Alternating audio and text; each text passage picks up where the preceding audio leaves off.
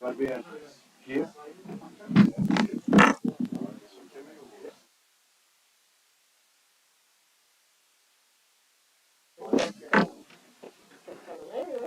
Acho que tá vendo, na verdade, tá aí. Where are you guys sitting? Because we're gonna be here with you, and then we're going down to watch. So, well, it's better here because I can. Maybe I have to look back. Yeah, that's what I thought.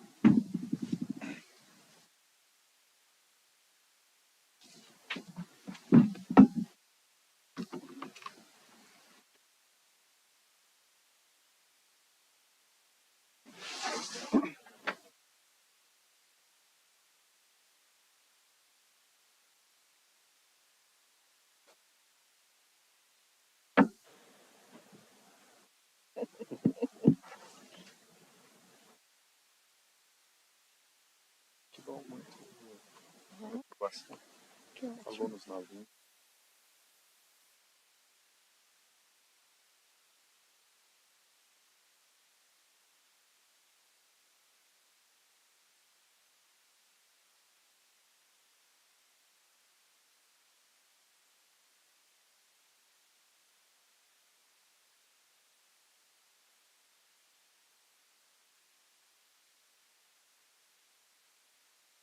Ok, podemos começar.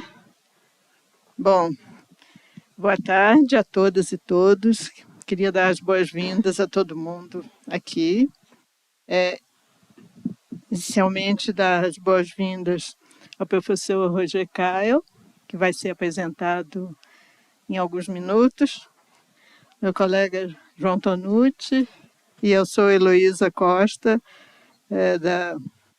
da Faculdade do Instituto de Geociências, Departamento de Geografia, e estou aqui também na condição de representar o professor Estevão Las Casas, que é o diretor do IEAT, Instituto de Estudos Avançados Transdisciplinares da UFMG, do qual também tenho feito parte nos últimos 3 anos. O professor Estevão não pôde estar presente, então vou tentar substituí-lo aqui.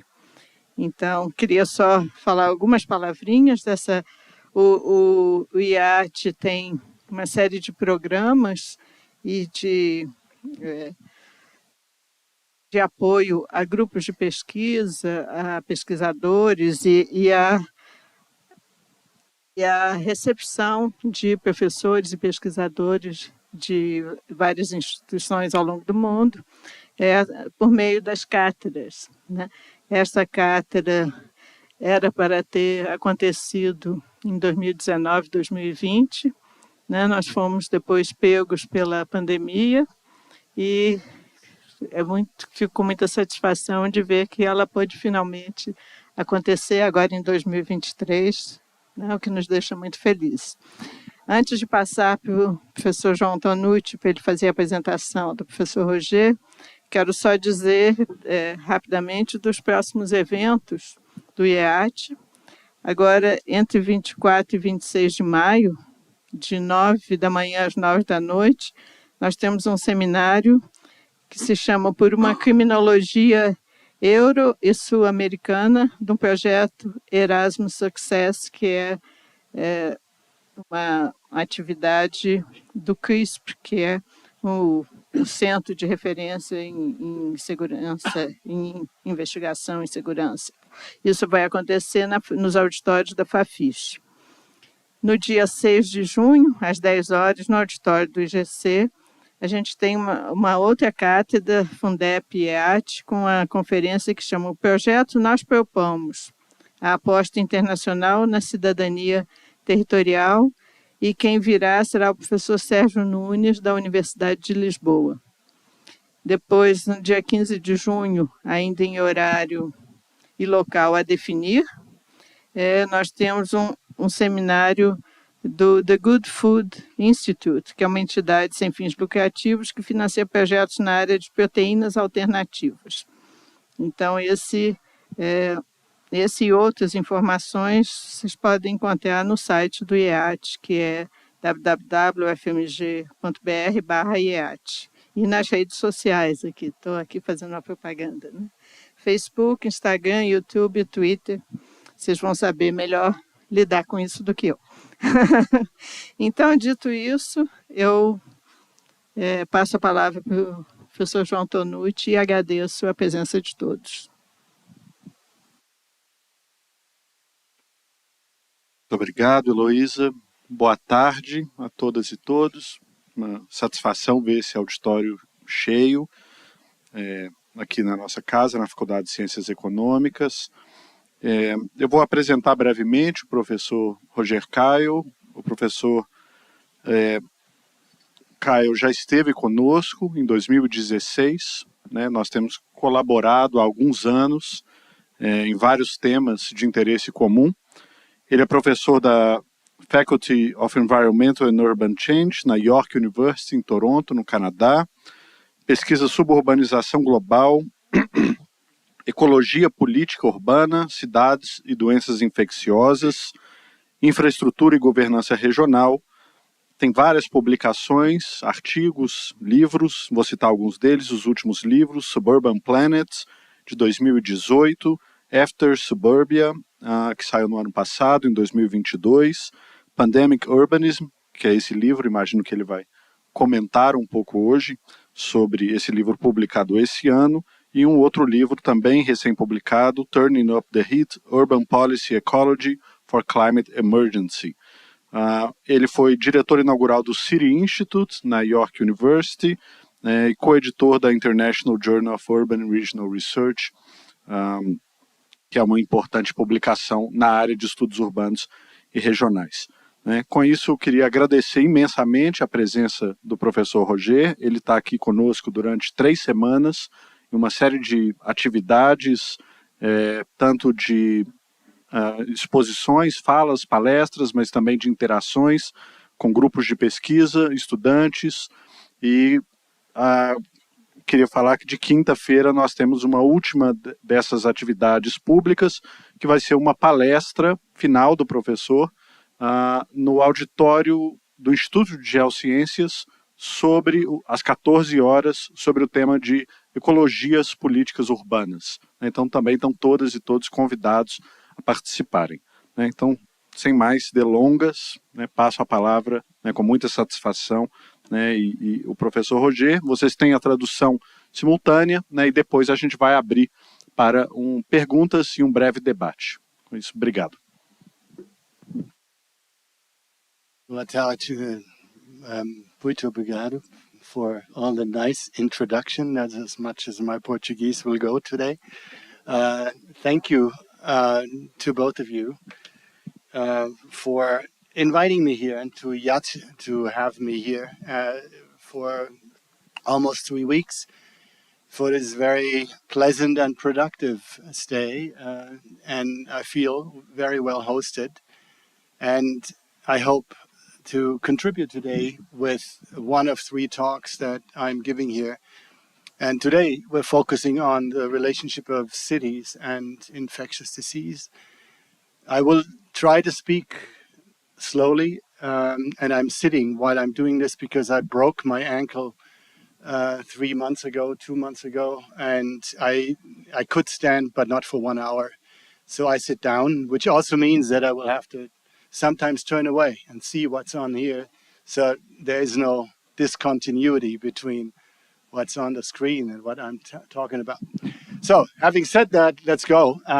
Of course, the first 3 words on the screen for the translator are not English, but French, tout est possible, which you will be able to figure out. And these were an artist who started to spray paint bridges, buildings, public places during the pandemic. That it popped up everywhere, and it became sort of, for me, when I rode around the city on my bicycle, the motto that everything is possible, but also everything is not possible. We don't know, because nobody knew where and how this would end.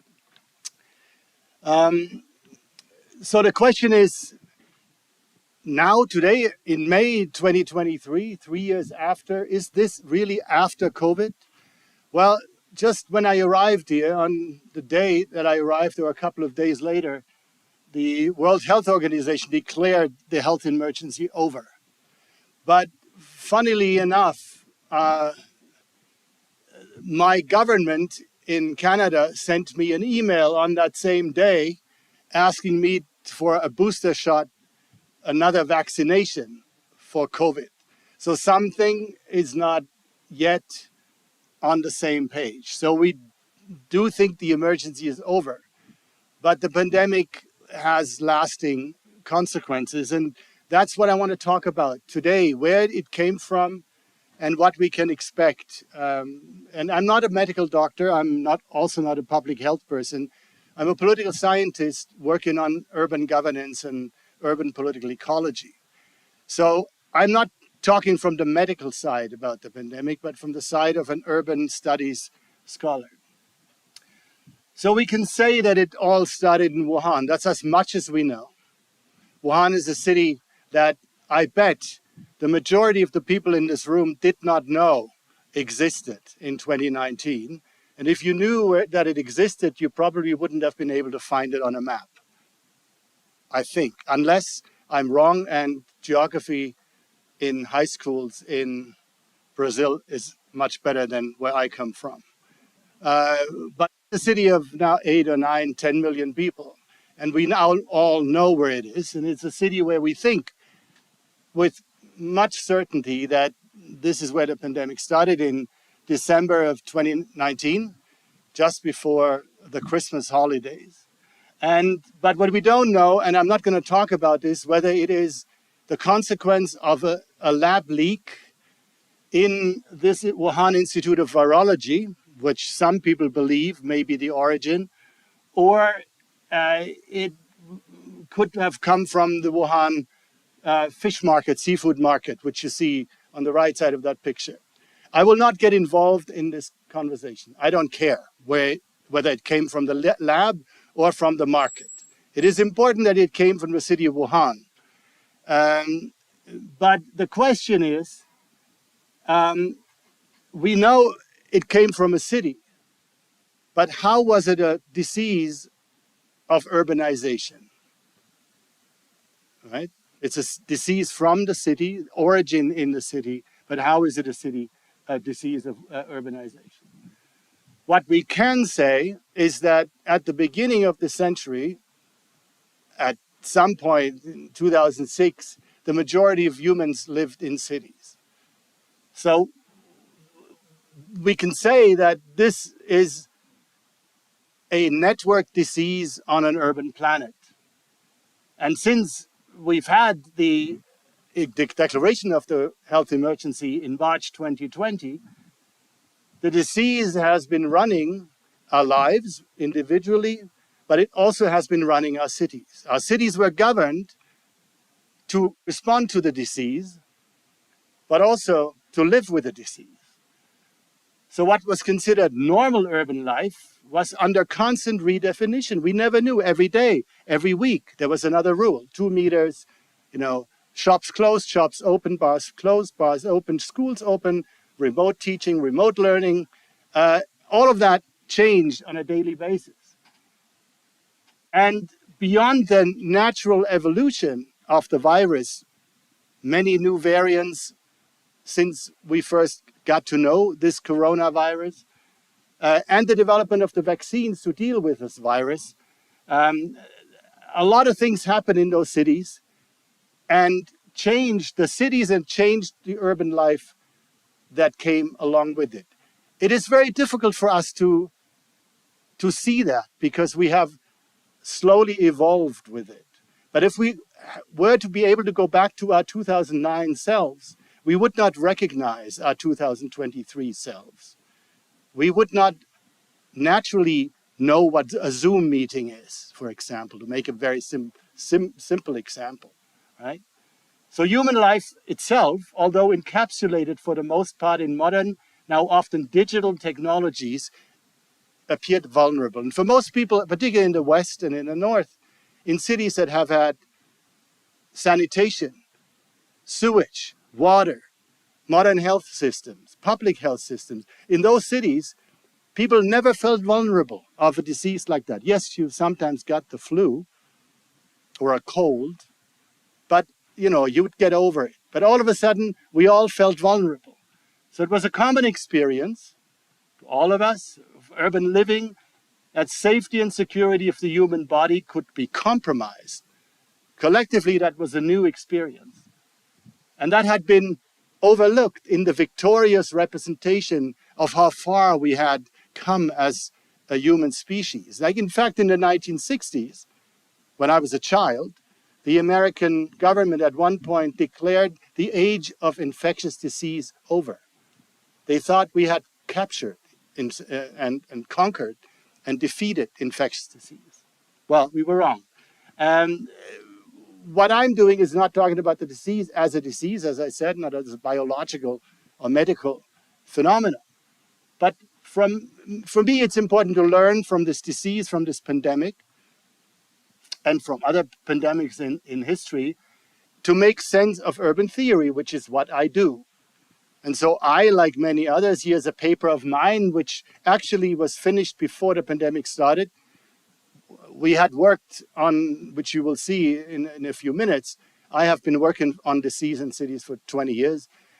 So this didn't come as a surprise to me. We had just finished this paper on extended urbanization and the spatialities of infectious disease at the time when this pandemic hit. So we were somewhat prepared, but also friends and comrades of ours who were working on similar questions here, like Neil Brenner and Swanab Ghosh, also subsequently started to put the event of the disease, the event of the pandemic into the larger context of theory building around the urban, to understand cities better through the disease, and in turn then to understand the disease better through cities. And we know for a while, is another old friend and comrade, Mike Davis, who had written a book in 2005, The Monster at Our Door, about the threat of pandemic bird flu. And he then quickly republished this book, which was called The Monster at Our Door. So it was still knocking. But in 2020, he republished and wrote a new introduction to the book, and he said, The Monster Enters. And that is this awareness of urban crisis and failure, infrastructure failure, disasters, fires, floods, all of those things have grown as the 21st century has moved onward. As we became an urban planet, we have also become more aware of our vulnerabilities.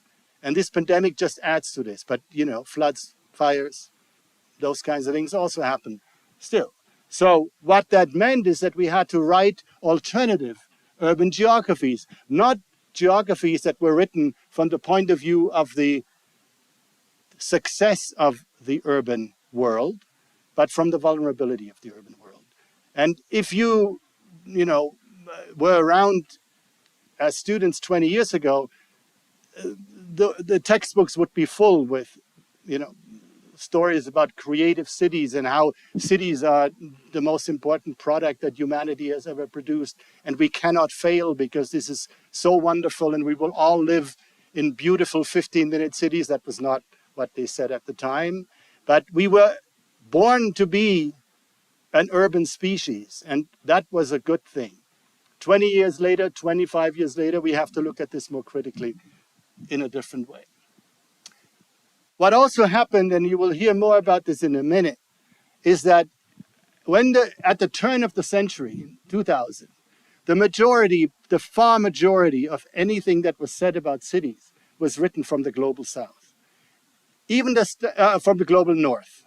Even what was said about the global south was mostly in the hands of researchers from the global north, who came to the south and then wrote books about it, in English mostly. And that was sort of a discussion that went on without the global south actually present. But in those first 20 years of the 21st century, we've had a turn, both in the sense that southern urbanism was a thing that could not be denied anymore. So it wasn't I started teaching in the 1990s, and I would always talk about Curitiba and, the buses and the invention. But that was the only example that was in any of the textbooks. Was the Brazilian cities. Then it was Porto Alegre about, participatory budgeting. Now, the world of urban studies is full of stories and experiences from the global south. But not only that, those stories are not told by people like me anymore, who is a German who lives in Canada, but it's told by people from the global south. So the challenge of southern urbanism happened exactly at the time as urbanization overall was considered to be more problematic than 20 years ago. What was important during that time is that while the 20th century was sort of a closing of boundaries of stories, that we thought we had ended history of the city. People thought that was the end of a certain history of urban development and urbanization, and often linked to industrialization as the only motivator of urbanization. Now, in the 21st century, we see a crossing of boundaries everywhere. So there is, and that's important for today, a crossing of animal and human boundaries. And you know, in many cities, like in the city where I live, in Toronto, you're not allowed to have farm animals or animals in the city because it's considered to be not sanitary, not clean, not hygienic. Right? For 100 years in the cities of the north, we've banned animals from the city. But we, of course, have many animals. Not only do we have pets, but we also eat animals. You know, it's not like they're not there. They're just in the slaughterhouse outside of the city. Right? But that boundary is so important because of a process called zoonosis. And zoonosis means, in a nutshell, again, I'm not a medical scientist, that a disease, whether it's, you know, caused by a virus or a bacteria or something else, jumps a species boundary from an animal to a human. It also works the other way around, but we don't concern ourselves so much with it. But it happens all the time between birds and us and pigs and us. You know, pig flu, swine flu, they say, bird flu. These are, of course, popular names for diseases. They have Latin names and names with many numbers. And that also happened with the coronavirus that we've just all had. Most of us had it because that's jumped from some exotic animal, most of them quite nice looking, but it could also be, you know, a bat or a raccoon dog or a civet cat, which caused the SARS virus. Bats caused Ebola, which I will talk about in a minute, and raccoon dogs are currently the favorite species from which a zoonosis has happened with COVID. This is one boundary that is being crossed, but there are many others between the developing and the developed world. Many more planes flying back and forth between the south and the north. Many more refugees and migrants. Right? The rural and the urban. Urbanization still, in terms of numbers, is a movement of people from the countryside to cities. The majority still is like that. Right? The majority. It's not natural increase of people making babies in cities. Right? Cities grow because people move to them, and often from the countryside, often from countrysides on another continent, not from a countryside inside the country. Then private and public, and from small, very tiny communities, parish, community, to the globe. These are boundaries that we cross all the time now. You come from one place, you get on an airplane, you are in another continent, right? So you constantly are aware of this. So these are the kinds of things that come with global urbanization. Now, in the past, diseases were also carried across these boundaries. Each disease that we've had, each pandemic that we've had that we know about, that we, again, learn in school about, that those diseases have had certain geographies. And here you have, you know, the medieval plague on the left, the Spanish flu, the SARS epidemic, the third one in, and then COVID-19. And here you have, this is not my publication, it's somebody else's publication, but making the same point that I'm making today, is that COVID is the first pandemic in an urban world. Well, the plague in the 14th century also killed people in cities, but only 2% of the humanity lived in cities at the time. So you can't say the plague was a disease of the urban world. Even by the beginning of the 20th century, during the Spanish flu, only about 15% of people in the world lived in cities. So it was also not an urban world yet. Most of the people lived in the countryside. But today, COVID is a disease of the urban world. So some people said at the end of the 20th century that we had reached a point where the germ theory of disease had become general knowledge. Now we now know through many people who don't believe in it, they don't get vaccinated. Many people say, no, this comes from somewhere else. You know, this is still somewhere in the air or in the water. People have theories about it, but the majority of people, both scientists and mothers of little children, or fathers, believe that the germ theory of disease is, a rational theory to hold on to, right? And during the 20th century, something interesting happened because of all the sanitary developments based on the germ theory, that we now have, introduced clean water and sanitation and parks and all kinds of things. Hygiene methods, we turned something upside down, which was never the case. We, as a human species, were living healthier lives in the countryside and sicker life in cities until the 20th century, right? And that was turned around. But today, a lot of people here, like AbdouMaliq, an internationally known author who writes about global public health, just before the pandemic in 2019, said that the future of global health is urban health. Because we have to now think about us as a majority urban species. Now we have to think about health as an urban problem, right? That was before the pandemic, before we even had this particular problem. And then there's the long view. This was the 20th century. There's also the long view, right? I said that the urban settlements were still insular in the industrial era. Hygiene becomes a concern of these overcrowded working class quarters. Typhoid, cholera, tuberculosis, infectious diseases pose a recurring problem. 5 years ago, 7 years ago, in your country, and I was going to study this if I had come here earlier, we had the problem of Zika, which was also associated with these kinds of conditions of the industrial city, or the city that is not quite yet entirely, sanitized, or has the hygienic conditions that would, make Zika impossible. So many of the people who were affected by Zika were people in poor areas, poor neighborhoods, mothers who didn't have the ability to protect their newborn or their, emerging children from that disease, and that created a whole number of issues.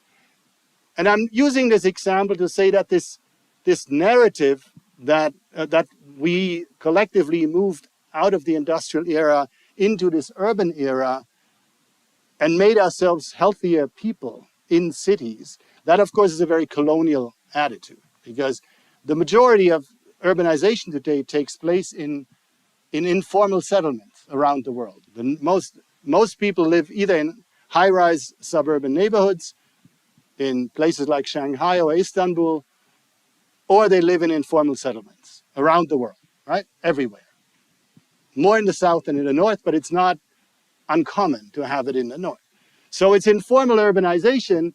And so those people who are moving into squatter settlements and informal settlements, barrios and favelas and so on, they don't have the sanitation necessarily with flowing water and all of that, right? So keep that in mind. When I talk about this history, I'm not making a value judgment. I'm just saying this is the story that is being told. All right, I just wanted to put that in because I know, this is on everybody's mind. But what has changed now at the beginning of the 20th century that is different from what we had in the 20th century and different from those tens of thousands of years before that we all lived on this planet? So we all live in an urban society, so the diseases we have are the diseases of an urban society. So when I said the disease originated in Wuhan, of course it didn't originate in Wuhan. It was brought to Wuhan after a zoonotic process. Some bat in some cave in southern China infected some other animal. That other animal might have been eaten or sold on that market.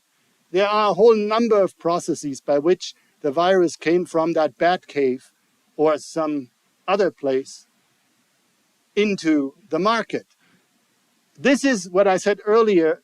We know it's a disease of cities, but how is it a disease of urbanization? It is a disease of urbanization because if it weren't for urbanization, global planetary urbanization, we would not be in that bat cave, and we would not eat the animals from the forest.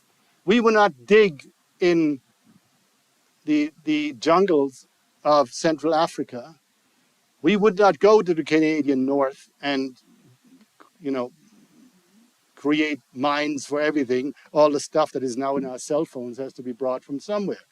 That is the urban society that moves to those places and brings back the viruses, the infection, right? So we're not in the city anymore, but we're still in urban society. So the majority of urbanization today, as I said, began to take place in informal settlements in the 20th century, like in this image at the bottom that I took in Kampala, Uganda. Up there is the other example I mentioned that is on the European side of Istanbul. And the other thing is that whether we live in the city or not, even if we live in some sitio or some place outside of the city, we still live urban lifestyles. You can have Netflix and the internet in your sitio and in every village, right? So while we location-wise, geographically are still in the countryside, we have long transgressed to become an urban, to partake or participate in urban lifestyles. An important thing and part of the title of my talk today has to do with mobilities. We move around more, we move around differently. I took this because everybody knows what that is and where that is. That's one form of mobility. It's a micro-mobility. It brings people, I guess, brought people, because I think now they've discontinued these cable cars in Rio. But it brings people from the bottom sea level in Rio up to the favelas, right? It's a micro-mobility. And that's a speed up of some process. But what I want you to look at is those numbers here at the bottom. This is really significant. It's only 20 years. And look at the significant rise in the numbers of air mobility. So when SARS happened, which I'm going to get to in a minute, in 2003, 2 billion people flew around the planet. When COVID started, it was 4.7 billion. Right? You see the difference? Just the sheer number of people moving around, and they didn't only move around between here and Brasilia or here in Sao Paulo, they move around the globe, right? So there is more mobility and mobility across continents and oceans. So there are increased mobilities between the urban and non-urban worlds, again, as I mentioned in several examples, between central and peripheral mobilities, places that are considered central, like a downtown and a suburb, but it could also be something like a hotel and somebody's apartment somewhere else, right? So centralities and peripheries are defined in a new way through the ability to cross between them. And think about it, you know, how much has changed over the last few years. Now you can get anywhere in Belo Horizonte by just dialing, or not even dialing, you just put something in your phone and an Uber will arrive, right? That's a hypermobilization of an entire urban population. New urbanization in previously non-urban parts of the globe, very important. Now we have cities everywhere, in the mining areas in the north, in Central Africa, everywhere you want to see. You have new activities, forestry, food production, anywhere you want. You have the Amazon, the whole world talks about the Amazon. That is, we have the Canadian North, very similar kinds of ecologies, but one is tropical, the other one is not tropical, it's very cold, but it's the same kind of thing, right? So these kinds of relationships are sped up. And then there's new urbanization beyond the city, which means that not everything that looks non-urban is non-urban. I've already mentioned some examples. This, by the way, is the bus terminal in Kampala, Uganda. It is, this is important as an image, because I don't have an image of the similar kind of thing in West Africa, but I will talk about Ebola. And one of the things that carried Ebola so quickly to the cities of Western Africa were these kinds of buses. And it was people who went home on the weekend to their village, worked in cities, then went home to a wedding or a birthday party, or because you know, they had to look after their mother or something, and went back and forth. And this is the kind of mobility that even 20 or 30 or 40 years ago would not have existed.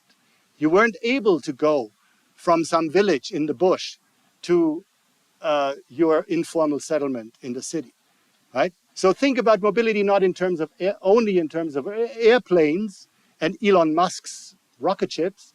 Think of mobility also in these very practical ways in which people have now learned to get around. So I'm going to talk briefly about 3 diseases that we've had since the turn of the century that all in different ways make the point I'm making theoretically. So the first one is severe acute respiratory syndrome, which is when I started working on this question of infectious disease in cities, happened in 2003. And Toronto, the city where I live, was one of the most affected ones. And then Ebola virus disease that I already mentioned, and COVID-19.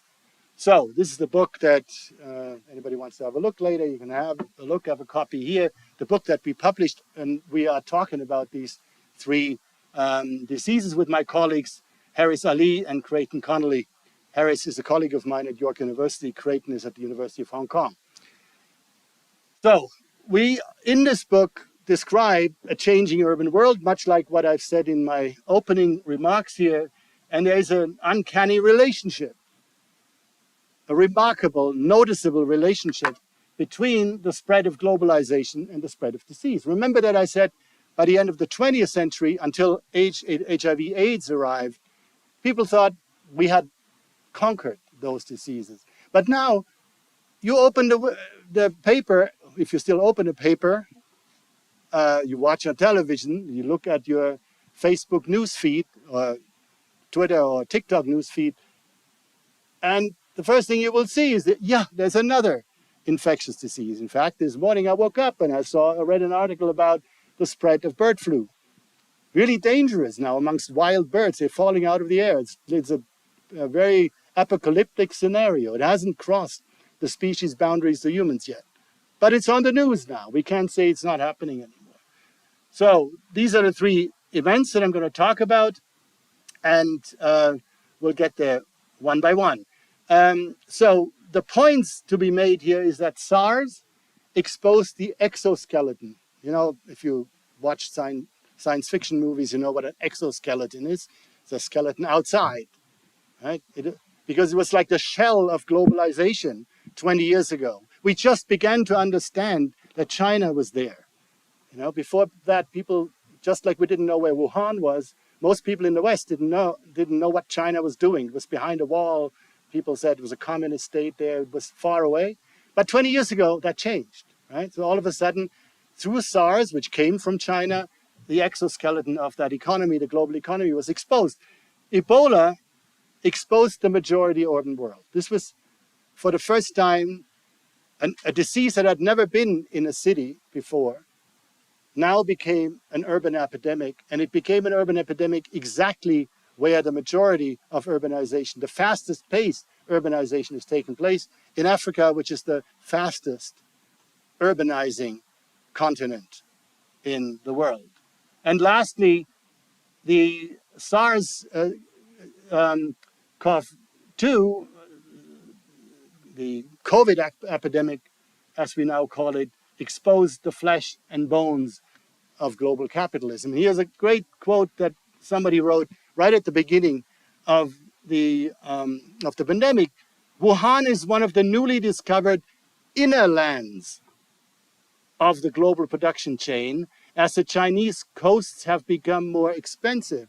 So Wuhan is an inner land now of global capitalism. It belongs to global capitalism. It's not outside some exotic place where they make iPhones and VW cars.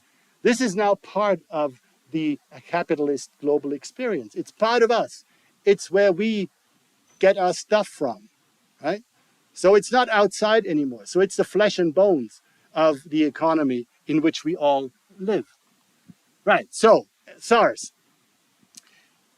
We called it a network disease in the global cities network. Even then I was working with my friend Harris Ali, and we went to Singapore, Hong Kong, and we live in Toronto, and studied these 3 cities. And we saw the connection between that disease and the spread of that disease and the global cities network, the command centers of the global economy. And that's a very different map. That's a map from the 1980s. That's a very different map. It's actually done by my colleague and my partner, Ute Lehrer. She drew this map.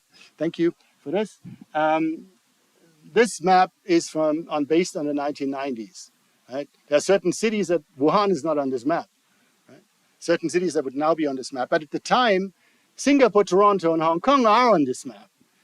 Right? And it was the connection, the connectivity between these global command centers, financial centers, cultural centers, that explained to some degree the spread of this infectious disease, SARS. Right? Here's the micro spread out of a hotel, the hotel Metropole in Hong Kong.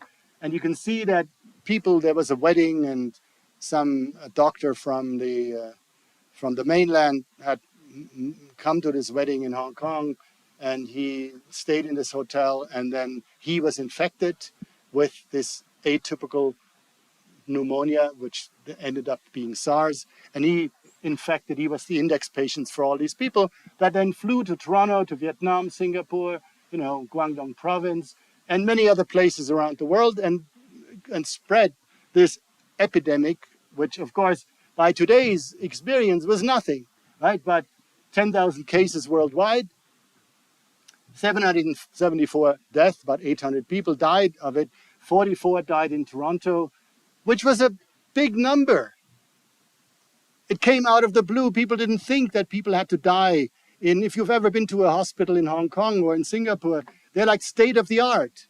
People didn't think they could die from something like a pneumonia, something like that, right? And all of a sudden, everybody was on alert. And it created the same kind of panic and racism against Chinese people and all that at the time. But, look at the numbers. They are nothing compared to what we have now been through. Right? So there was a whole thing when it ended in Toronto. The Rolling Stones gave a big concert, benefit concert, and it was a big thing and a big event in so many ways. But it was different from what we have now been through. But it gave us a warning of what could come. Everybody now knew what an emerging infectious disease was. We were not outside of that danger anymore. About 10 years later, something happened at the border of these three West African countries, Liberia, Guinea, Sierra Leone. The story goes that a child played underneath a tree, and a bat was in the tree and infected the child, and there was a zoonotic process with the Ebola virus. And Ebola, at the time, had been the star of the international literature on disease. And that was mostly, the result of a couple of books and a movie that were produced in the 1990s that painted Ebola as hyper deadly, and people, basically died of inner bleeding, and they had blood coming out of everywhere. And it was the most horrible thing that humanity could imagine that you could get. They now have changed this narrative. They're not talking about it as a bleeding disease anymore, but that, now we call it Ebola virus disease, and it has all manner of symptoms. It's often also, similar to malaria or Lassa fever, other types of tropical diseases that exist in Africa, but also, of course, in this subcontinent and in Asia. But it is a dangerous disease, and it kills a lot of people. When you get it and you get no treatment, you die.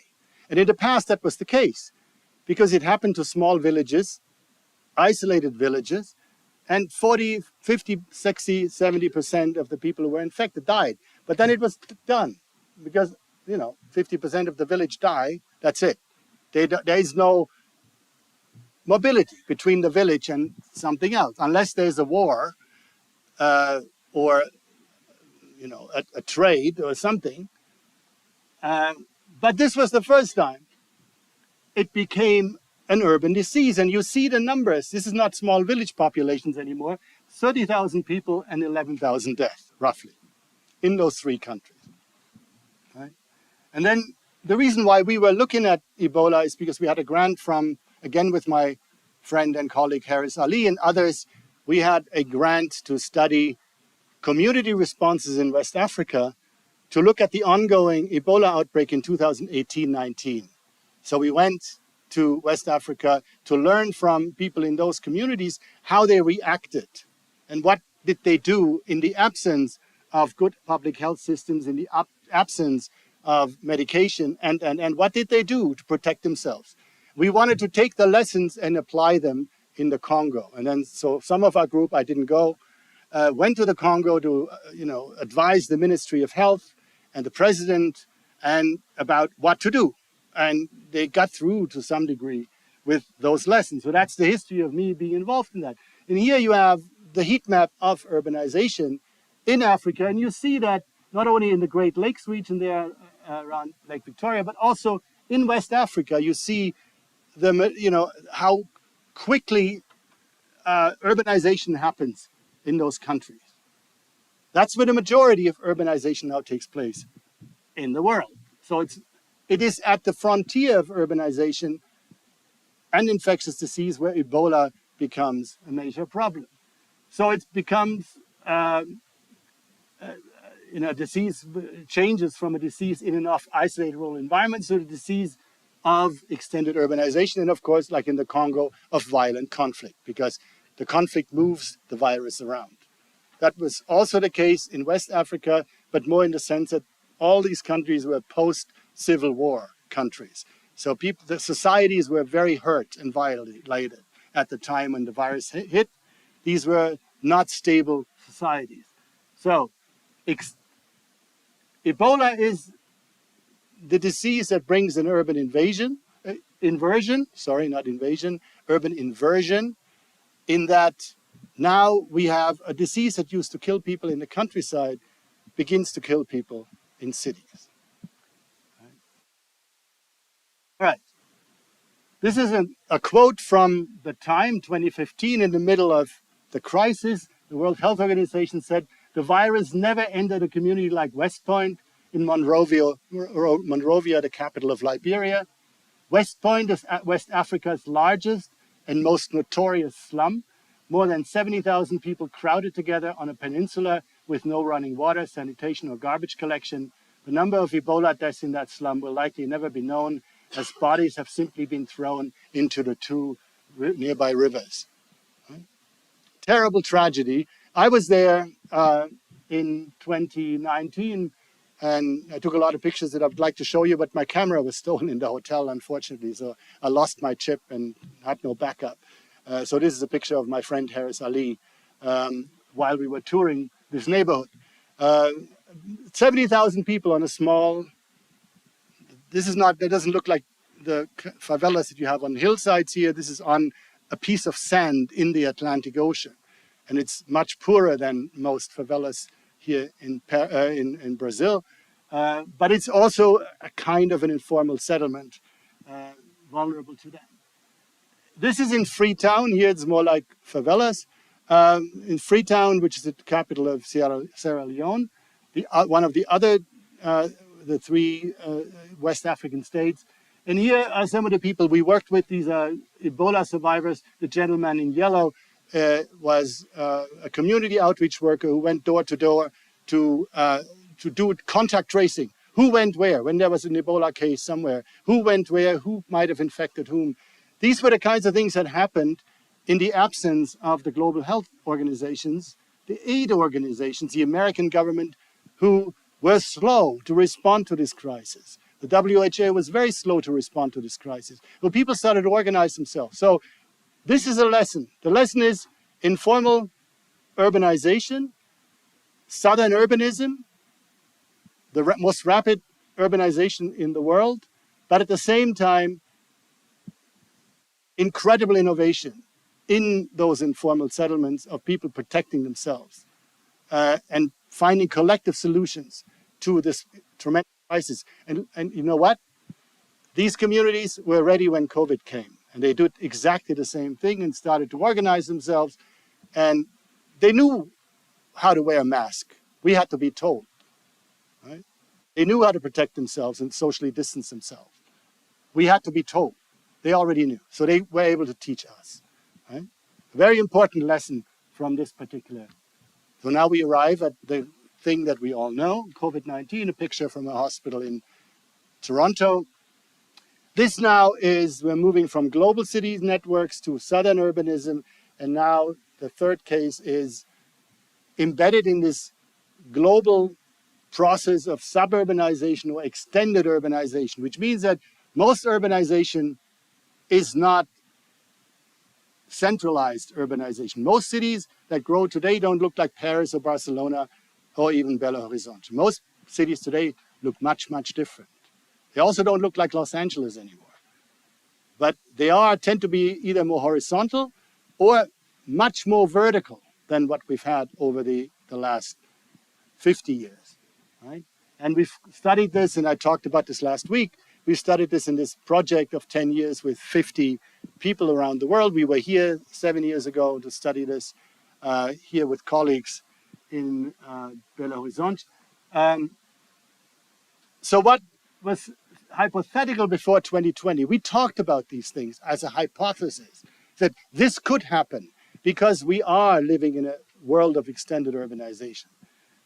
But now it's experiential. We've been through it. We can say, yes, it did happen, and it might happen again, right?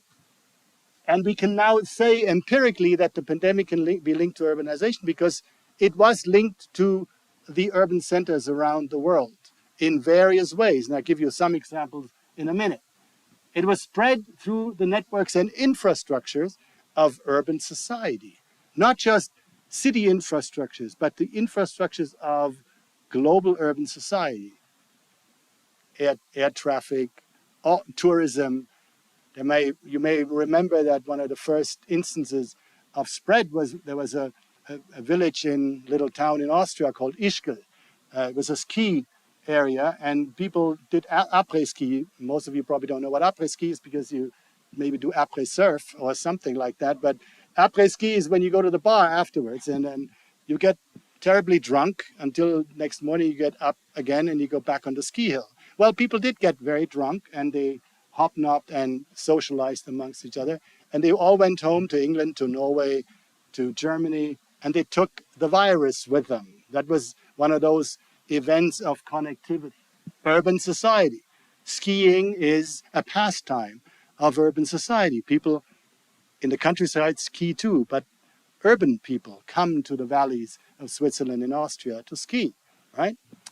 And the effects of the pandemic, moving from origins to effects, the effects of the pandemic, who got sick and who died, showed the discrepancies in urban society, right? Because it was mostly poor people, racialized people, women, people in marginalized, precarious employment positions. They were the ones who were most affected. So the virus became a screen against which we could portray or project the discrepancies of our urban society. And again, if we wanted to do something about the effects of the virus, we had to look at it from an urban point of view. We get back to that. So suburbanization isn't just the movement of people from the city center to the suburbs. It now is a generalized process in which all kinds of urbanization processes are involved in, and a lot of suburbanization happens in areas where there hasn't been urbanization before, but also the suburbs of the 20th century are now urbanizing in unpredictable ways. They're aging, and they're not quite becoming cities in the sense of, again, Paris or Barcelona or cities like that, but they become something else and something different. There's relentless growth, there's extensive urbanization like here, or massive urbanization, high-rise buildings. I showed you the picture from Turkey. Increased mobilities, I've mentioned that. Overstretched cities, there's now, the cities grow into outside of their government regions, right? There's now people living outside of metropolitan areas, but they are still contiguous to the city. There are changing governance systems, and there are new socio-spatial disparities in those cities.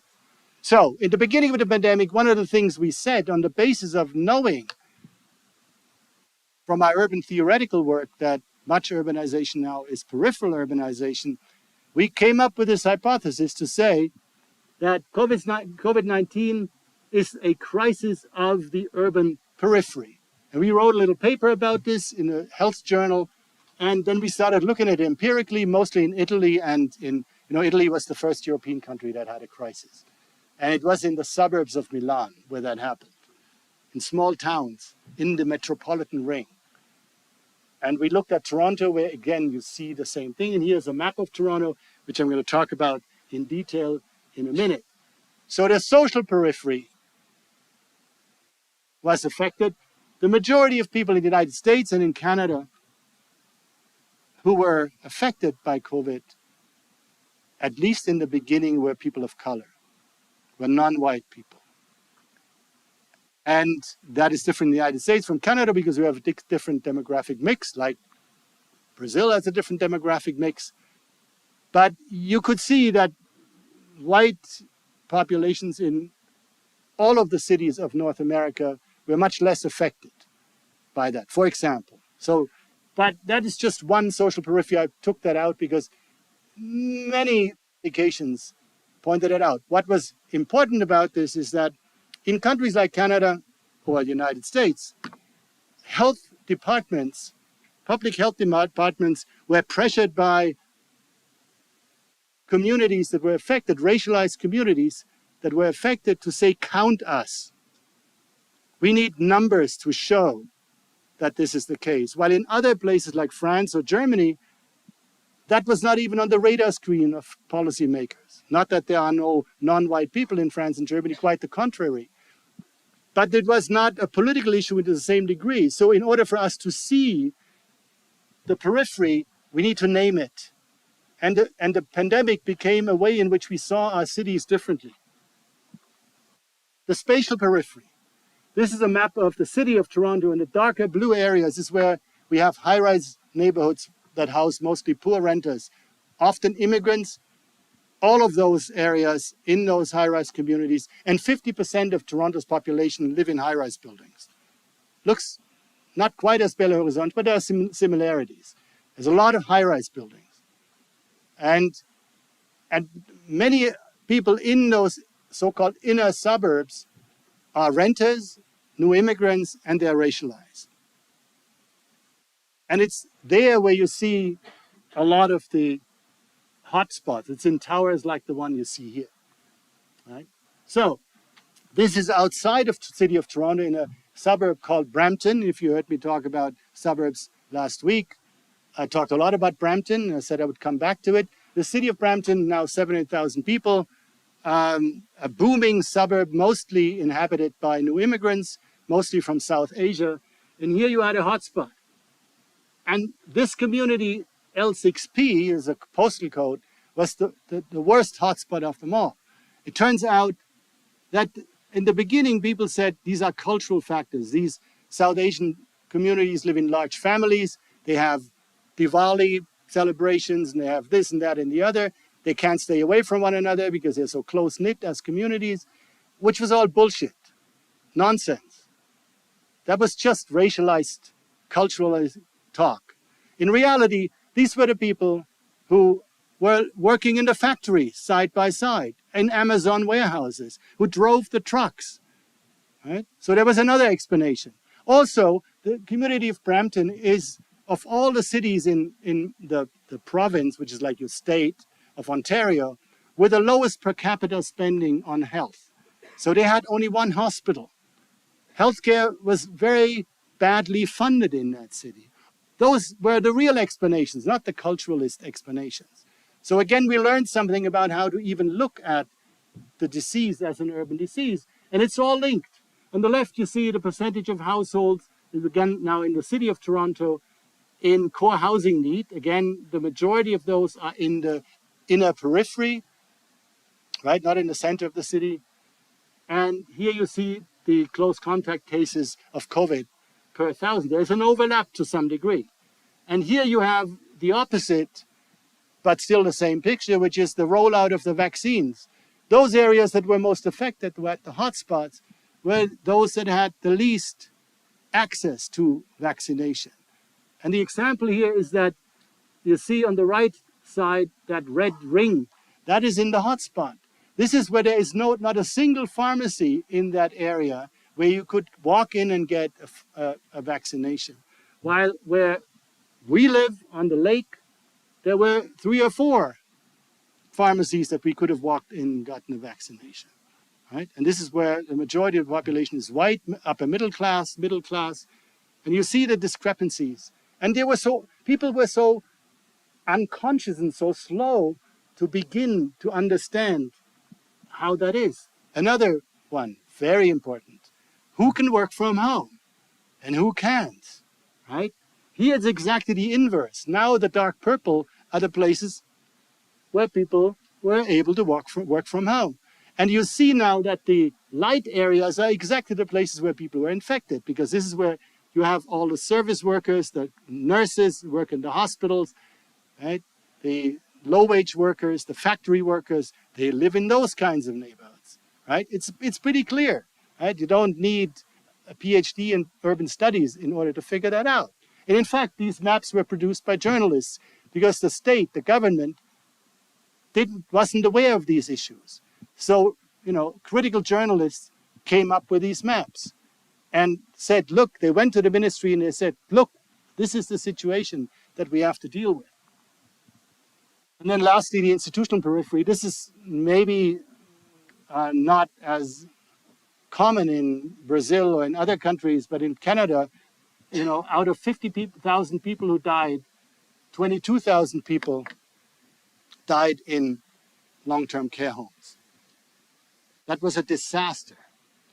Basically, the government gave up on its old people. They didn't protect the old people in the institutional environments. When also, you can count this as an institutional environment, the unhoused. Morador de rua. True? Right. And here on the left, they put some glass cages into a gymnasium to put the homeless in there. Right? So it's an institutional environment. So these were very badly protected people, and there were a lot of people who suffered in these kinds of environments. And remember, we have winter and it's cold. So quickly, let's talk about, this was what happened. We went through, all of us, in various ways.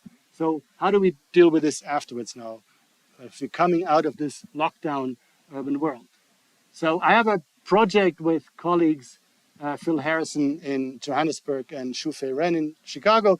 We're currently looking at how these 3 cities have reacted to the pandemic, to learn and these are very different countries, South Africa, Canada, and the United States.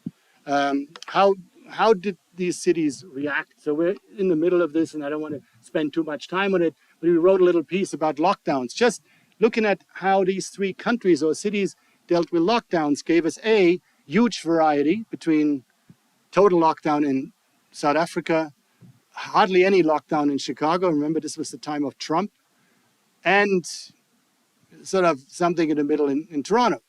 And so what we came up with as a result is that these lockdowns were not great because they did all the things, they killed all the things that cities do well. They are necessary in some situations, but they're not the only way in which we can fight these diseases. And remember, I talked to you about what happened in West Africa. There are other ways to deal with this, more democratic ways, more bottom-up types of ways. And again, I can send you the link of this piece. You can have a look at it. I don't want to spend too much time on it. So much of the urban governance that we had during the pandemic was actually anti-urban. It didn't mobilize urban society in its positive ways. It created a military type solution, a top-down solution. Of course, most visibly in China, right? China was locked down at the beginning of last year, completely. So what we said instead is, many researchers got together and said, we need to look at fighting pandemics from the point of view of the cities, to see like a city. So in order for us to move to recovery And post-pandemic, we need to see like a city. Cannot look like a state, like a government of the state, like the military from top down. We need to see like a city, like people in cities, from the point of view of living in cities, right?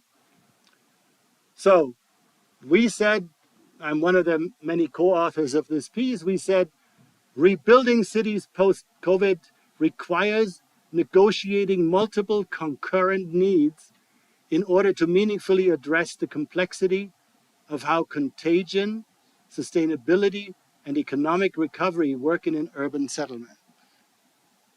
Right? So it is a very complex process. A lockdown or something like it doesn't do all these complex things. And the Canadian political scientist Warren Magnuson, of whom many of us take our clues here, he said the city has no clear boundaries and no particular scale. The city as city is a series of tracings and scalings, unmappable except from within. So we can only understand the problem of the city, the problem of urban society from within. We need to start from urban life. And urban life, remember, is what we were concerned about in the pandemic. So we have to understand the pandemic from the point of view of urban life. So there were some contradictions in here, and I just point out one, that the COVID pandemic swept, this is Matthew Gandhi in one of his latest books, the COVID-19 pandemic has swept through community after community, especially in the global south, exposing pre-existing patterns of poverty and ill health. The fetishization of the ecological city that also came to the fore during COVID, more bicycle paths, more bicycle infrastructure, healthier cities, that fetishization of this process didn't actually address what I've been talking about for the last, 45 minutes, I hope, not more, which is that the city is bigger, or urbanization is bigger than the city. If we want to address the diseases of urbanization, we need to go beyond these ideas of creating just different city environments. So we need to also learn from elsewhere. We need to look at the global south, particularly in the north. We need to learn from southern urbanism. And we need to change the governance of our cities. Again, friends here from Sierra Leone. Diane Davis from Harvard suggested that we need greater sovereignty at the urban scale. So not just the community, but also metropolitan government needs to be strengthened, because Milan and Toronto, those were the affected places. Montreal, all cities with them. Manaus was one of them, right? Very early in the beginning, very affected by it. So this M thing is a joke. It has nothing to do with the city starting with an M, but it is those large metropolitan cities that need new forms of governance, and the ingenuity and solidarities of the urban communities that we need to learn from, right? It's all about the way we live, and this is just for you. If you see my city, our city in the snow, that's what we lived through. So one of the first things that people did, of course, was go outside, because you could be outside. In the middle of the winter, even then, people started to surf the lake in the middle of the winter with wetsuits on. So in the end, the post-pandemic city must live up to the demands of a substantive, redistributive democracy. It needs to be democratic, it needs to be just, democratic and fair. If we don't do this now, the next pandemic is going to hit us exactly the way this current pandemic has hit us. So we're left with the important insight that proactive approaches, things we do before the pandemic hits, are more successful than the downstream approaches that we hastily put into place when the pandemic happens. Let's be proactive. Now that the WHO has declared this pandemic over, let's look at how we can prepare ourselves for the next one, right? And then we need to do all those things that came out that were lacking: housing, transportation, jobs, governance and power, environment, and public health. And of course now, we need to address the trauma, right? If your high school was anywhere like mine, you learned a lot about the First World War and how it changed the world, but nothing about how the Spanish flu changed the world. What did the families do? You know how many people died? Up to 80 million people died in the Spanish flu. What did the families, the 80 million families worldwide, do when their loved ones died? Have you ever read anything about that? No, you've read a lot about what happened to, soldiers, and they died, they were wounded in the war, and then it led to the Second World War. But we didn't learn so much about the trauma of the Spanish flu of 1918. So we now need to be aware that there are people amongst us who have long COVID, who have businesses that were destroyed, careers interrupted, women who were beaten up by their husbands because they stayed at home. They had to stay at home with their husbands, and they got angry and drank and beat up their wives. This is the trauma that we now have to think about and deal with. And all of these are urban issues, right? So we need to think about that. So also we need to recognize that in the end, what helped us in getting through this pandemic is that the periphery, the social, spatial, institutional periphery, organized itself. These are the people in that community that I spoke about earlier, Brampton, who after they had no vaccinations, too few vaccinations, it was those kinds of communities where people came together and volunteered on weekends. Doctors and nurses who worked all week in the hospital then spent their weekends vaccinating people in these environments. And people came, and it was religious institutions, social institutions, labor organizations who helped organize it. And we must not forget that this happened. And here, because we're in Brazil, I can talk about football. This is the coach that coached the German team to the World Cup in 1954. My father's generation. That guy used to say, before the game, after the game is before the game, right? Very important. The moment it ends, 90 minutes, you think about the next game, right? That's how we need to deal with the pandemic. That's how he beat the Hungarians, by the way. Because he told them after the German team lost 3-8 in the opening round, in the final, the Germans beat the Hungarians 3-2. And it was on the basis of this motto. So let's be a little bit like the German team of 1954 and beat the next pandemic. Before, after the pandemic is before the pandemic. Let's know about it. So, last thing, it'll happen again. But the next time it'll happen, it might be next year, in 10 years or 100 years. There's one excuse we don't have: innocence.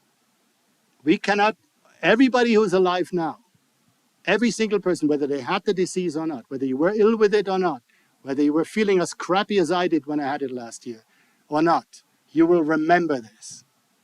You will tell your children, you will tell your grandchildren, what happened in 2020. We must not forget, and we don't have the excuse of innocence. So we need to be prepared for what's going on. That's the last word. My colleague and friend Phil Harrison from South Africa said, lessons of history need to be translated cautiously. That's different. 1918 is different from 2020. And Brazil is different from Canada. Translated cautiously across temporal context. But that history does direct us to themes, including the unpredictable course of most epidemics. When they start, we don't know where they're going. And this was also shown here. The huge variability in the spatial patterning of epidemics. Who will be affected? Where will they be affected? The significance of governance across all scales, from the community to the World Health Organization, in shaping the course of epidemics, but also the effect of epidemics on shaping the continued evolution of governance, the economic and social consequences of epidemics, the political consequences, and more. That's our task. It's in front of us. Let's do it. Thank you.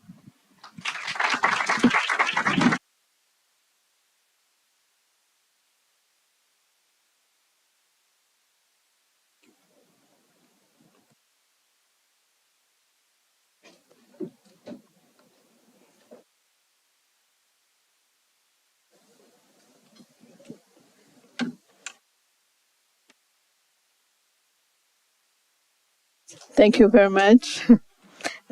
Eu fui avisada agora que nossa tradução termina agora. Então, João e eu vamos tentar traduzir as questões se elas forem em português. Ok? Então vamos. Não sei. Could you hear anything from this? No. Não? So we're just being told that it translated. It's over now. So we are going to do it. Thank you very much to the translator too. Thank you. Acho que a gente pode abrir, né? Nós vamos abrir perguntas, comentários, enfim, curiosidades, etc. Quem quiser perguntar diretamente em inglês, fica à vontade. Quem quiser em português, eu e a Heloísa estamos aqui para tentar traduzir. Então fiquem à vontade. Alguém quer começar?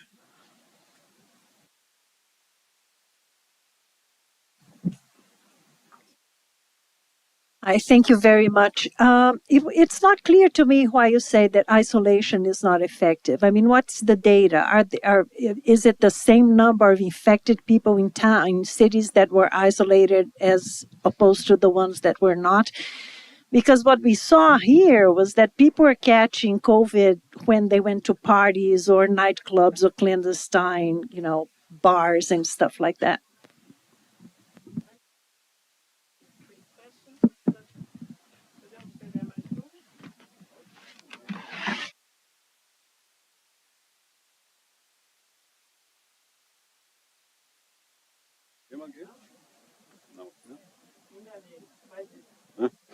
Okay, very interesting.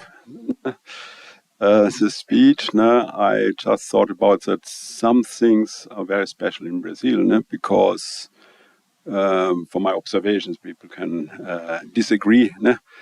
But it started as a white disease. It started from travelers coming from Europe and from China, which had been isolated in the airport. And afterwards, through the contacts here in Brazil with workers, servants, the disease spread. And of course, it was clear that in the peripheries, the disease was disastrous. I think we have to think about inequalities in a globalized world, which is only for a few, which are traveling throughout the world and bringing the diseases to the marginalized peoples. This is one aspect which was very clear here in Brazil.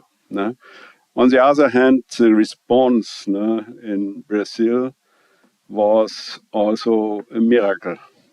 We had a government which didn't take care, which boycotted any activity to avoid the disease. But the health system in Brazil, the SUS system, made an extraordinary job because they, as soon as they had the vaccine, 2 months later than the rest of the world, they started vaccination. Initially, they not even had needles for the vaccination. It was not only the vaccine which was missing, it was also the needles to apply the vaccination which was missing. And the oxygen was missing also, so it was a complete disaster from the material aspects of the healthcare system. But when vaccination started, the rates of vaccinated people were faster than in Germany and Europe. People were really open for vaccination. Meanwhile, others, maybe because they thought if they got COVID, they will have a possibility to be treated in a hospital. They have the luxury not to vaccine. It was in Germany like that. But even in Germany, the health system broke. But here, the people not even want to get this disease, so they are more open for vaccines. And it's impressive because even in the indigenous people in the Amazon had been vaccinated before a big part of the population in Europe. And these are aspects which might be very interesting to analyze, because it has to do with self-organization, what was said here, of the Brazilian society mainly in the periphery. Of course, we had the problem, that's a housing problem, and everything what we are discussing in equal or urbanization could be evidenced by new data from these vaccines. So that's it.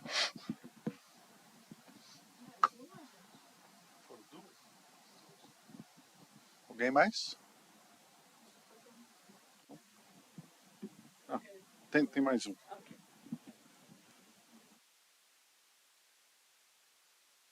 Som, ok.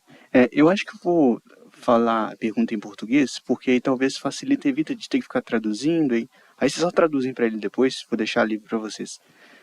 Eu queria saber se existe algum compilado com algum resumo, compilado das experiências que vocês notaram, creio que na comunidade em Serra Leoa, que endereçou, né, esse trabalho em favor de enfrentar a Covid, respeitando também e acompanhando esse estilo de vida mais urbano. Então, existe algum compilado que vocês puderam fazer para servir de inspiração para outros espaços, que são a maioria no mundo, né, urbanos aí, que poderiam, então, enfrentar de uma maneira melhor a outra pandemia que vier?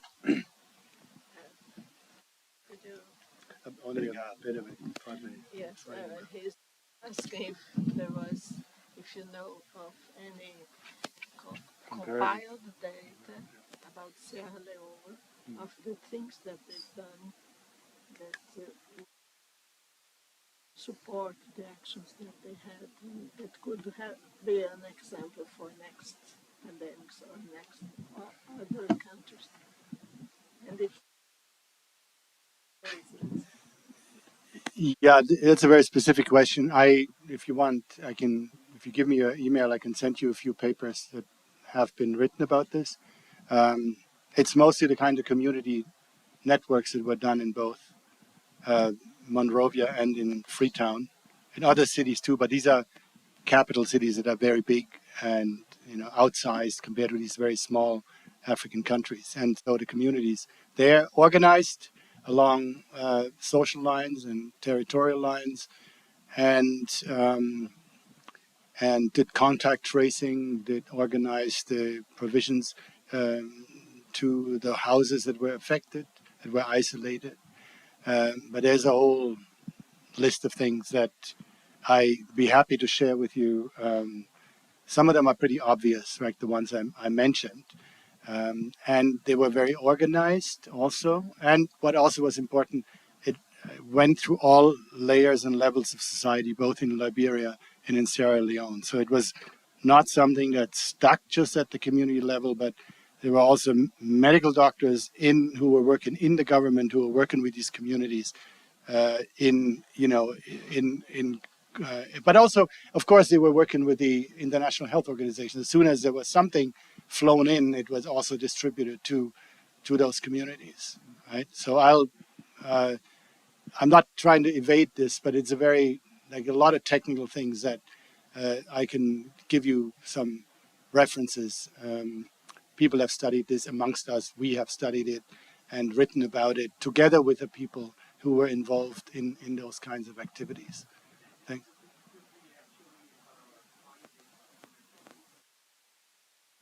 Find it in the book. Yeah, it's in the book. Yeah, there's a whole chapter on Ebola, and we talk exactly about this, and we speak of these experiences on the basis of the research that we did with and on those communities.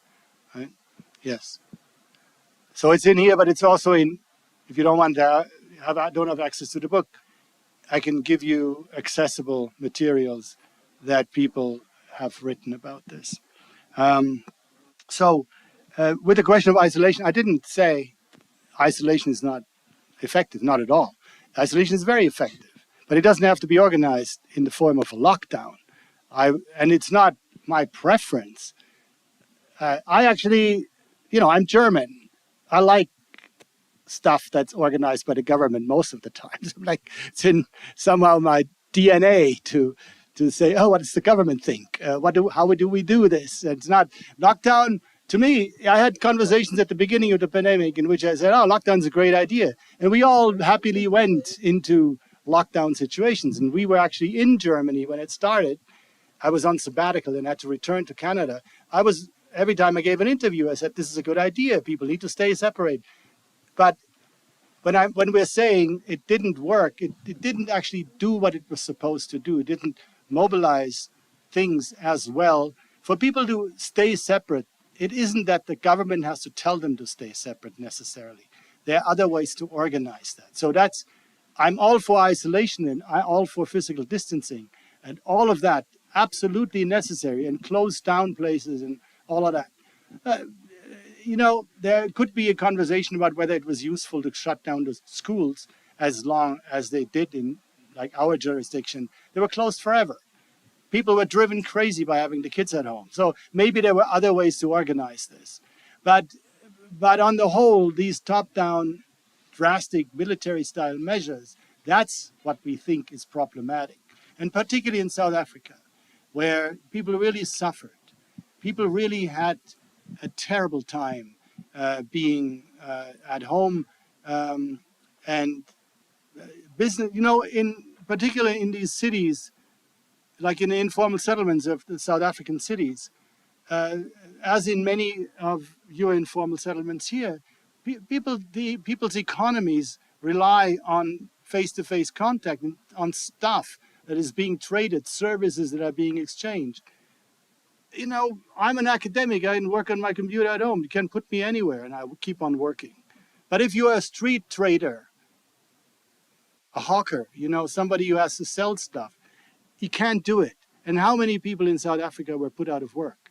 And the government didn't have enough money to give these people. When you were unemployed in Canada, you got $2,000 per month, right? The government, before the pandemic, said we don't have any money. So they said, stay at home, we lock you down, but we give you $2,000. You can order stuff from Amazon. That people in South Africa didn't have that option. So that's why we're pointing out it's a necessary, temporary thing that needs to be done, but it cannot be the only one. We cannot always rely on it. And I'm with you totally. It's like, it is a necessary thing that we need to do, but you can achieve isolation in other ways. Clemens's points, things were special everywhere, which is exactly why we need to study it. Brazil was different from Canada. I said that. So interesting, I can come back to West Africa. You said it was a white disease. Exactly the same in Monrovia and in Freetown. The first ones who were infected were the people who had come from shopping trips to London, right? And Paris. Brussels, because these are the airlines that fly, right? Sabena or whatever flies to West Africa. So everybody goes to Brussels. The people who were first sick were people in the rich houses who came back. But you know what? Then the people who worked in the white people's houses, in the informal settlements, carried the disease to the informal settlements. What was interesting, though, is that during Ebola, it was the other way around. The white, richer people, or generally wealthier people, there's also wealthy non-white people who had traveled to London and to Paris, were infected when their maids and cleaners and food providers and gardeners came from the informal settlements. So it was actually inverted in those two cases.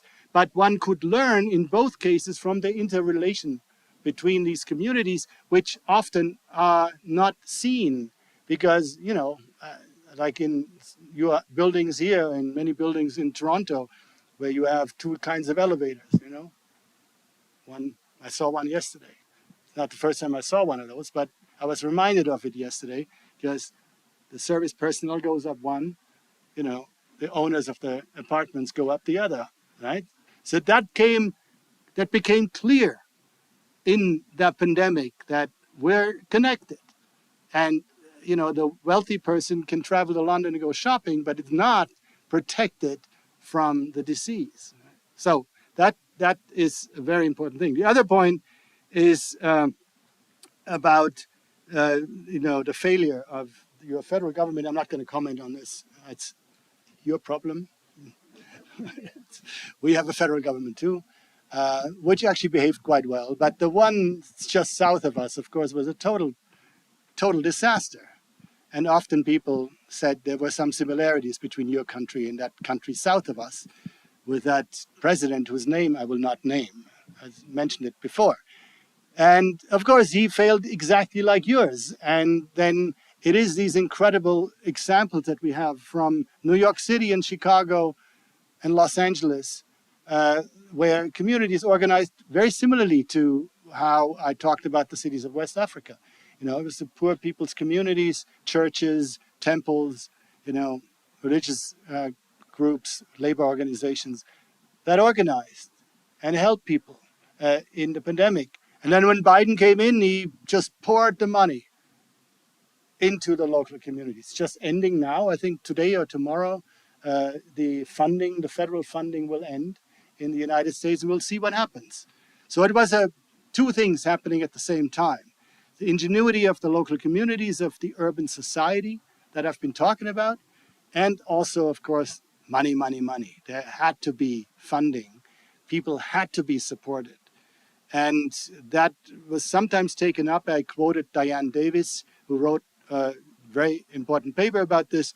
It was taken up in some cases, like here in Brazil, in the United States, or in Canada, and also in parts of Europe by metropolitan governments or regional governments. That was the case, and it got a lot of people through in Hungary and, you know, places where they just had very, you know, denied people like in power who denied that there was a problem. Then the community started to organize at other scales. It didn't always work, but you're right. One has to look at it in a differentiated way. And I didn't say there was only one way. There were many, many, many different ways. And doesn't even include you know, the kinds of governments we don't know so much about, like Russia, right? Now we know more about Russia than we want to know, but during the pandemic, people were wondering what's going on in Russia, what's going on in China. We now know what went on, and people suffered because for months they couldn't leave the house. And again, this was the opposite of what your government did here. The government said, this is what you're going to do. You're going to stay at home. We're going to deliver some food to you. And this is how it's going to be, right? It's going to, and organized by the Communist Party. I have colleagues in China who are professors at universities who found themselves in hazmat suits going from door to door to organize stuff. That's how China organized it, right? So it's a very strong state as opposed to the Bolsonaro and the other guy in the United States. And right, so there is a spectrum, and we need to think about how that affects the future and how we are going to deal with it as we are entering potentially new issues that come our way.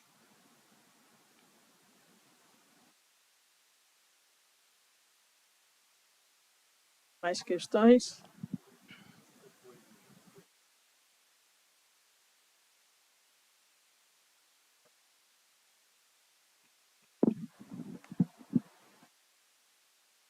Only for clarification, I was impressed that the SUS system, the health system of Brazil, it's a public institution, but they worked against the government.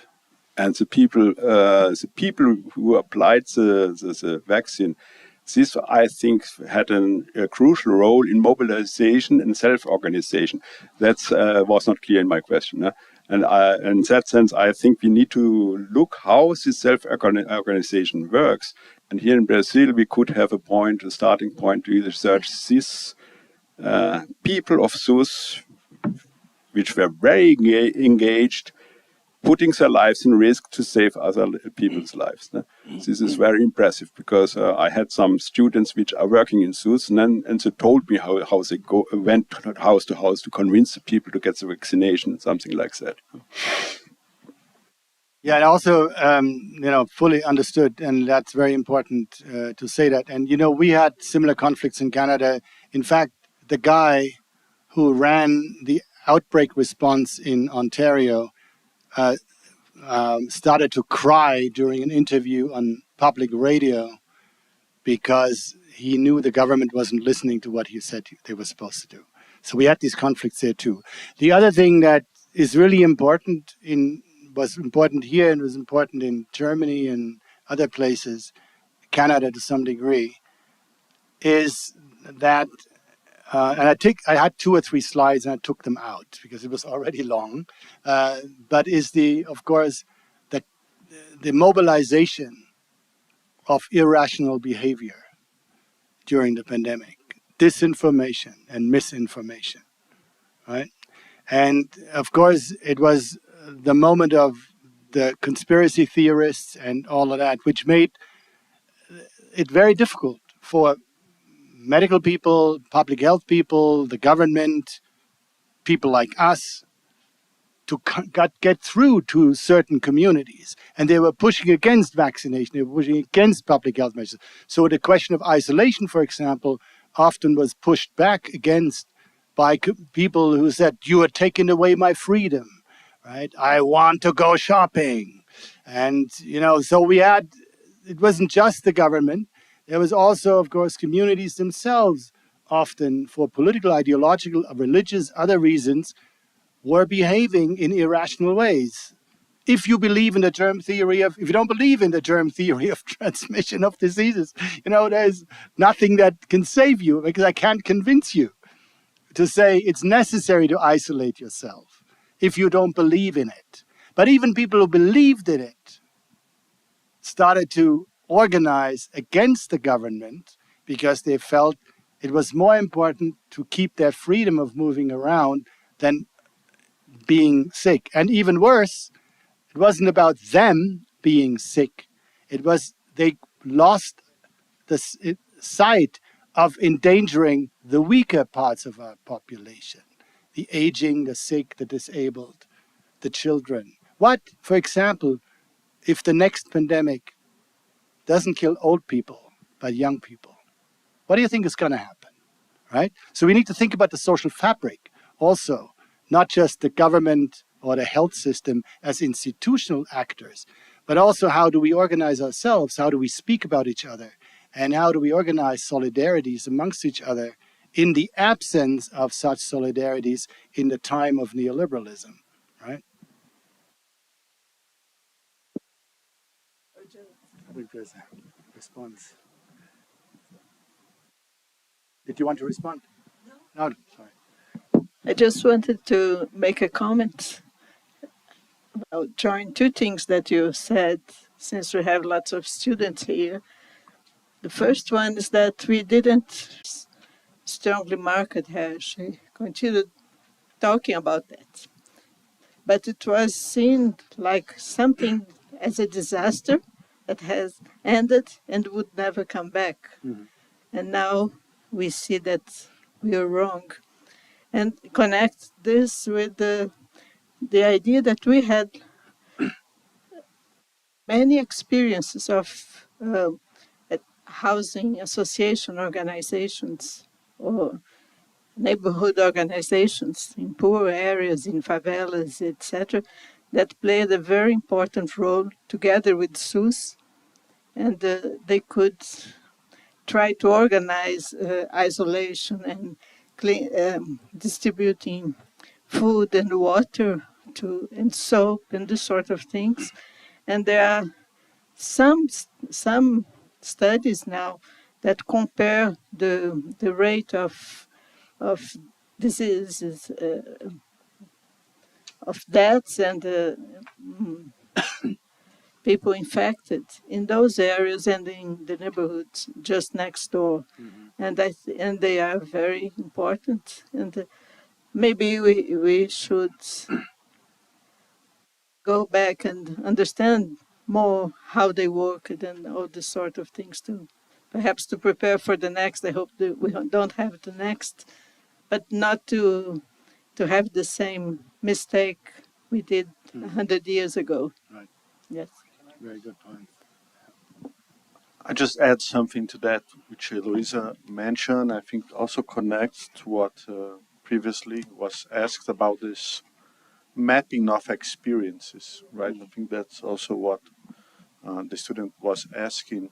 And there has been some local, regional mapping of experiences of communities dealing. Like I know that Praxis, the research group from here, connected to IATI has done this for the metropolitan region of Belo Horizonte.